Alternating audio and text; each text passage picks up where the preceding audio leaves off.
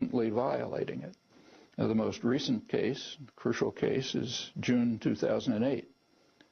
There was a ceasefire that was instituted. It called for opening the border crossings, quoting, to allow the transfer of all goods that were banned and restricted to go into Gaza.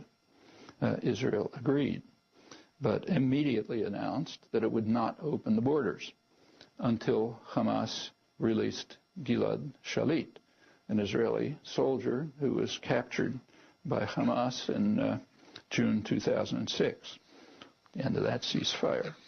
Well, that's another mantra, incidentally. Everybody's heard about Gilad Shalit and the terrible crime of capturing him and how, till he's released, how can you move towards peace?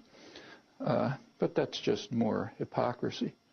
In fact, the hypocrisy is so blatant, it really is an oppressive feat for Western journalism, especially American journalism and intellectual culture, to suppress it. One day before Hamas captured Shalit, Israeli soldiers entered Gaza City, and kidnapped 2 civilians, the Muammar brothers. Their names are not known.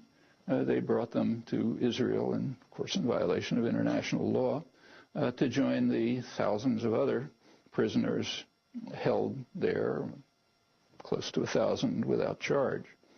And of course, that had been regular Israeli practice for a long time. I mentioned some of the cases. Now, kidnapping civilians is a far more serious crime than capturing a soldier of an attacking army. But all that remains in memory, allegedly blocking peace, is the capture of Shalit. Again, that reflects the difference in treatment between human beings on the one side and 2-legged beasts on the other. Shalit should be returned in a fair prisoner exchange, but try to find an honest comment on this anywhere. It was after the capture of Shalit that Israel's military attack passed from vicious to truly sadistic. But it's well to remember that even before his capture in June 2006, Israel had fired more than 7,700 shells at northern Gaza since its September withdrawal, eliciting virtually no comment, maybe none. Israel has maintained the siege ever since it rejected the June 2008 ceasefire that it accepted. A siege is an act of war, justifying massive violence in response.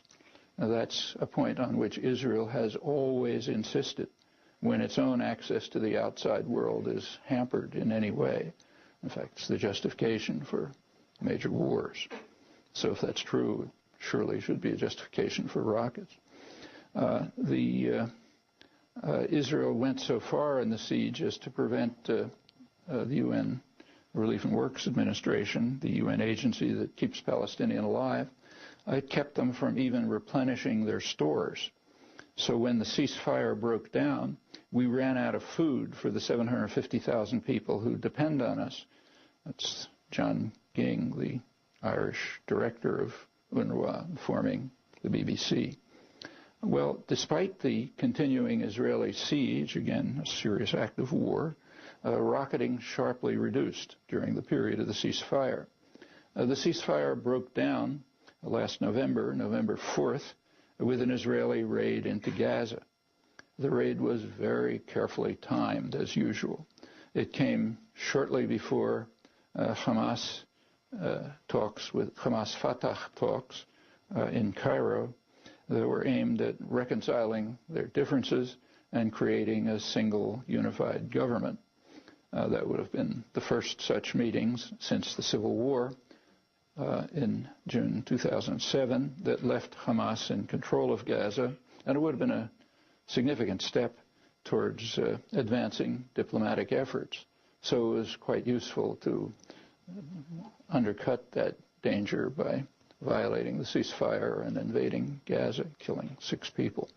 The Civil War itself was instigated by the United States and Israel. It was a very crude attempt to carry out a military coup to overthrow the democratically elected government that the United States opposes. Again, pretty standard practice. Well, the blockade was tightened further after November 4th, disastrous consequences for the population. Both sides escalated violence. All the deaths were Palestinian, and that continued until the ceasefire formally ended on December 19th, and Prime Minister Olmert authorized the full-scale invasion. A few days before that, about a week before, Hamas had proposed to return to the original July ceasefire agreement, which Israel had not observed. That offer was transmitted to a senior official in the Israeli army by Robert Pastor. He's an academic historian and a former Carter administration high official. But Israel did not respond, except by launching the invasion. Of course, Israel was aware of it. The head of Shin Bet, that's the internal security agency, was quoted in Israeli sources on December 21st as saying that Hamas is interested in continuing the calm with Israel while its military wing is continuing preparation for conflict. Okay, so no calm. We'd rather have conflict. Israel's senior diplomatic correspondent, Akiva Eldar, reports that shortly before Israel launched its full-scale invasion on Saturday, December 27th, Hamas, I'm quoting him, Hamas Politburo chief Khalid Mashal proposed ceasefire and return to the arrangement of 2005, which permitted continuous opening of the crossings for desperately needed supplies. The response was the invasion.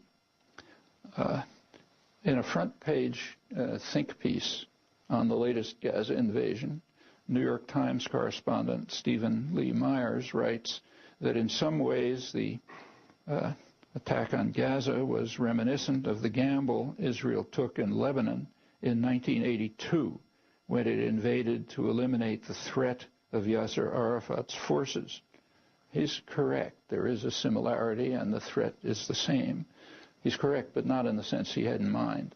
In 1982, as in 2008, the threat was the threat of political settlement, and it was crucially necessary to eliminate that threat.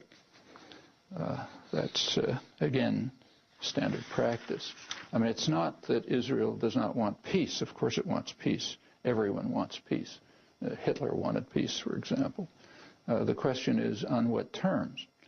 From its origins, long before the establishment of the state, the Zionist movement has understood that to achieve its goals, it would have to delay political settlement, meanwhile slowly building facts on the ground as the basis for some eventual settlement. Even the occasional agreements, as in 1947, were recognized by the leadership to be temporary steps towards further expansion.